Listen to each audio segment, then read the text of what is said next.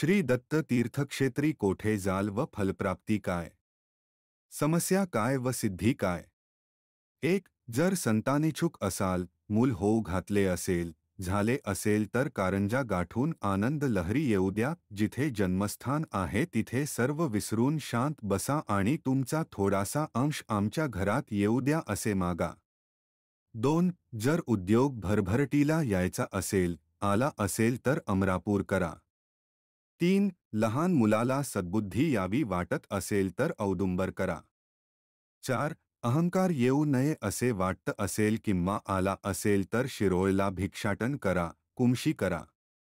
5, जर आपले अजाणता काही झालेले दुष्कृत्य दूर करायचे असेल, भक्ती मार्गात जाताना मन भरकटत असेल तर नृसिंहवाडी करा. 6, जर देवादेवात भेद मनात येत असतील तर हिप्परगी कल्लेश्वर करा. 7, जर कुठलाही मानसिक धक्का अथवा कोलमडून पडण्यासारखे झाले असेल तर उपाय 1.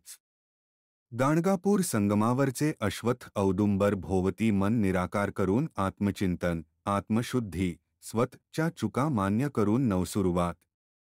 जे गमावले ते आपले नव्हतेच आणि जे मिळाले किंवा मिळेल तेही आपले नसेल ही भावना ठेवून मन कोरे करून अध्याय वाचावे.